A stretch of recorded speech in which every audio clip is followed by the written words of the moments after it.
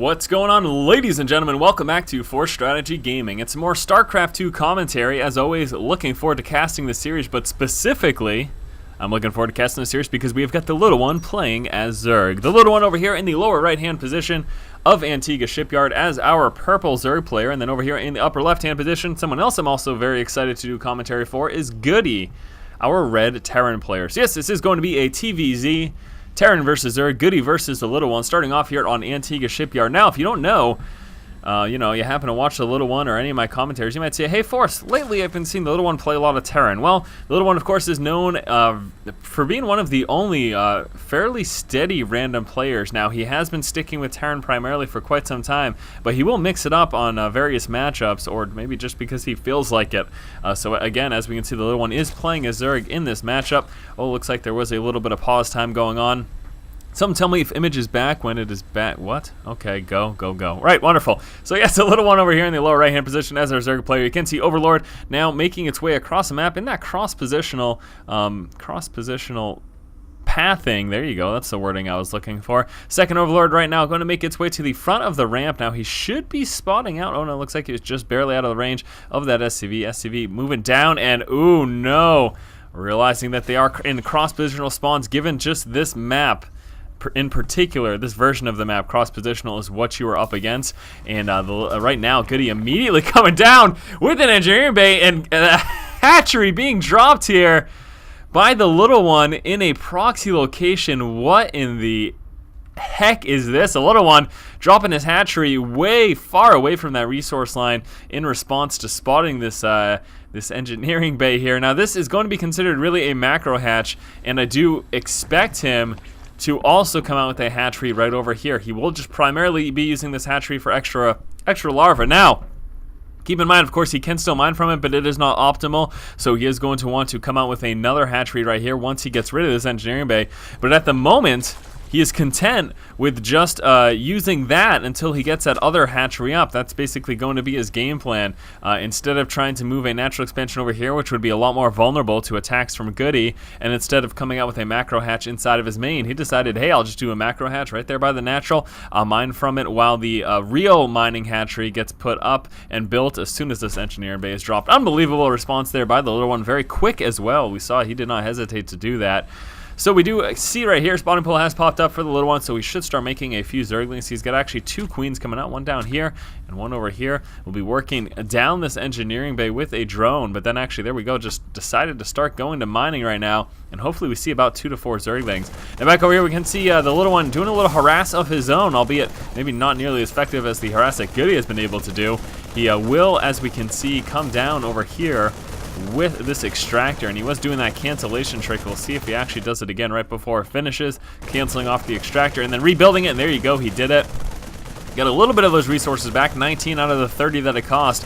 Now for GoOdy himself, what is he coming out with? Well, we can see that factory making its way on through. He does have that barracks, and now he should finally be able to kill off this building extractor as well as that drone. He does have 3 Marines, and that is going to be the magic number to be able to DPS that down fast enough, faster than it actually can generate health. We do also have a bunker coming up over here. Looks like we'll be seeing Marine Hellion for an opening, and the engineering bay starting to get worked down finally. That's going to force GoOdy to cancel that off, get a few of his resources back. Be just one moment. Is he gonna do it? There we go, canceling it back, so you can see getting 94 resources back, and you should see right now, as mentioned, we are going to expect another hatchery to get placed right here. Obviously the little one does not want to mine this far a distance permanently, so he is likely going to want to come out with another hatchery sometime very soon, just to get a little bit closer to mining, because again, this is certainly far from optimal. I mean, this is almost 2 or 3 times the distance that these drones on this side would have to travel. Right over here, this isn't as bad, but these mineral patches over here, that is quite the distance for those drones to be able to travel, and again, it really cuts back on the amount of income that you're getting as a result. Hellions now on the map for GoOdy. We'll be getting map control up until the point that metabolic boost comes into play, and even then, if he has enough Hellions, he should still be able to maintain map control. Looks like we will be seeing, of course, the 1-1-1 opener going with Marines and Hellions. We're going to expect some type of early on harass with this unit composition. Something that I've seen from time to time is dropping the Hellions and Marines right in the main and just trying to do a whole bunch of damage. 2 queens guarding the front against possible Hellion pushes that may move in. I'm a little surprised we aren't seeing a spine crawler, and there it is, finally the little one dropping that extra hatchery, and you can see just in the perfect location, the macro hatch, right right next to it, you know, just abutting it, very, very exactly in the exact position it needs to be. I don't know why I had so many troubles. Had so many troubles with my words there. Anyways, we do have a layer coming out for the little one as well. So the little one working his way up into layer tech. The metabolic boost almost finished right now, getting a few more Zerglings. But here it comes right now, the push, moving across the map with those Hellions and a full medevac of Marines. And he will be dropping in the main. There you go. So that's exactly what GoOdy had in mind. And with the Overlord, the little one fully aware of this, moving up with those Zerglings, but he needs to be careful because, again, as you can see, Hellions on the low ground are going to be able to spot these Marines here. And GoOdy has a great opportunity to do a lot of damage right now. Bunch of Queens pushing forward, but there are lots of Marines there, and that's going to help tremendously at dropping those Queens. The Hellions alone would be awful, but the Marines not so bad at taking out those Queens. Needs a micro back. There we go. All 3 Hellions still alive. I think he is down. Oh no. 1, 2, 3, 4, 5, 6, 7. He's down 1 Marine, but that is it. He's only lost 1 Marine this entire time, and now working down that spawning pool. This is getting very dangerous right now for the little one. He's not mining from his main base at all. Finally trying to converge right now. Moving on the backside with those Zerglings. Getting a full surround. Queen's trying to help with the DPS as well. And I think he may have enough right now. 1 Queen being microed back. Oh no, ends up losing it there, unfortunately. But enough Zerglings finally able to come up, mop up the rest of these. But you know what? The GoOdy did quite a bit of damage that entire time. As you can see, the little one was not mining from this base. He was forced down there, sitting oversaturated. And you actually, of course, don't get the full effect of your mining when you're far too oversaturated like that. Let's take a look right now what he ended up killing. No workers, but ended up killing 26 units. In terms of the resources lost, they're about even, but with the little one slightly behind. So there you go. It ended up being effective. Maybe not the most effective. Here's some counter aggression from the little one. He will, of course, with this, be delaying the expansion from getting dropped. That is actually a very, very nice response. As you can see, GoOdy pretty much threw everything he had at that attack, and back home, he's not sitting with a lot. Like, yes, he does have this transition into Siege Tech and Cloak Banshees. This Cloak Banshee counterattack does have an opportunity to do a bit of damage. He does actually have 2 in play right now. This one still hasn't done any damage. He's just waiting until Cloak research does finish. 1 Hellion scouting out over there for a possible expansion. We're seeing some nice creep spread over here from the little one. And here we go. We should be seeing these Banshees finally move into attack at the same time. Siege Tech almost finished. We'll be going Marine tank composition after this. And it's time to start picking off some workers. 2 drones down. Cloak gets dropped immediately. We've got a Roach Warren and Evolution Chamber coming out, but he does need some Spore Crawlers in play if he's going to be able to detect this. We've got an Overseer coming out. That's going to help a bit. But the worker dead count is climbing and climbing. 7, 8. Keeps going higher. That Overseer just about to pop. He will be able to shoot those Banshees away, but with a little bit of micro, GoOdy's going to be able to get off a few more kills. Forced to push back right now as those Queens are able to engage. And there you go. We've got 6 worker kills for that Banshee, 7 for that one. The total going to be 12 right now. 12 worker. Wait. That does not add up. He must have killed a Zergling. I was going to say 6 plus 7 does not equal 12. It equals 13, you big derp. So yes, he must have killed a Zergling in the mix there as well. Or maybe it was a Queen. I do not know. But it doesn't really matter. Either way, he has managed to kill off 12 workers. So that was a fairly effective attack. I don't know if that fully paid for his Banshees, especially given all the Vespene that they cost. But still, some harass is going to help him quite a bit. And as you can see, GoOdy now working into his natural expansion. We take a look at the production tab. We've got another factory coming out in Armory. Looks like we will actually be seeing a mech style play. So I initially anticipated a Marine tank heavy, but with so many factories, we have to assume that he's going for a heavy mech style. That's of course going to be Hellions, Thors, and Siege tanks. That's going to be the primary unit composition for him. Banshees at this point in the game can maintain map control, especially since we're not seeing much anti-air at all from the little one. He is just going Roach heavy at the moment. You can see all those upgrades coming out. He is planning a Roach drop. That is a course of action that the little one has decided to take. Little one also working down these rocks so that he can push on into the 3rd of GoOdy once his base eventually does get dropped. But as we can see, GoOdy still just on those 2 bases, although he does have a building command center right now, and that is almost finished. And again, we're going to see that mech transition very soon. You can see again the level 1 vehicle weapons upgrades, and GoOdy prepared to go mech heavy. He's getting a 4th factory as well, and we'll be going Vikings to help with that composition. Another expansion coming out here for the little one finally. Little harass over here by this 1 Hellion. A couple of Roaches moving down. Should take care of that quickly.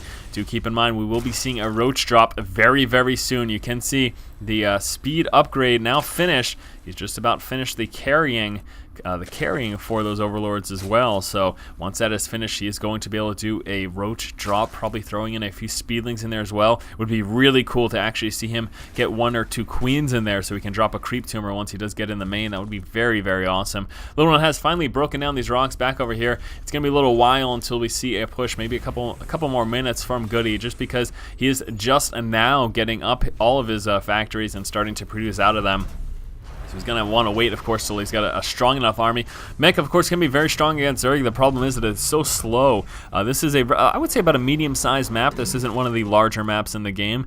So Mech is going to be better on a map like this as opposed to one of those huge, huge maps. As example, Terminus. Terminus is a giant map. Very hard to pull off Mech and TVZ there. But again, it is quite possible that it could be effective. We will have to see, though, how he deals with this. Overlord drop coming in now right now from the little one, moving straight into the main. We should be seeing him drop some creep as well, and there you go. So Roach is in the main. He's got 1 queen there. We need that creep to get dropped before that tumor can get placed down. There we go, dropping down the tumor. We'll see if that gets up. No, that gets taken out pretty quickly. Roach is over here, gonna be stopping any mining from the main. We've got a bunch of Marines pulling down, 1 tank sieging up, and I'm not sure how much damage this is going to end up doing. He's going to be losing all those overlords from those Vikings. Roach is stuck in the corner, getting sandwiched, but at the same time, take a look at the mini-map. We've got a little counterattack here, moving right into the natural. That's going to stop mining from over here, and right now, GoOdy's pretty much got no mining going on from either base. His income right now very, very shoddy, although I don't think the little one ended up doing too much damage with that push. He was able to stop mining for quite a long time, and that is fairly significant. You can see heavy oversaturation over here. A lot of SCVs moving around, not doing a whole lot of mining, basically, because he's got too many there. And finally working to resaturate that expansion. I don't know how much damage he did. Let's take a look over here. Yeah, that did not work out for the little one. He ended up losing much more than he ended up doing in damage, and that's pretty much what I expected from watching the battle. But again, keep in mind, he was able to stop mining for quite a bit. A burrowed Zergling. So frustrating right now for GoOdy. He must be like, oh man, I gotta move over there, drop a scan, take out the Zergling, and then I can finally drop. But look at all this time that is being delayed from being able to get up that expansion. Still hasn't dropped it. Still hasn't landed the scan. He needs to land the scan before. There we go, finally scanning.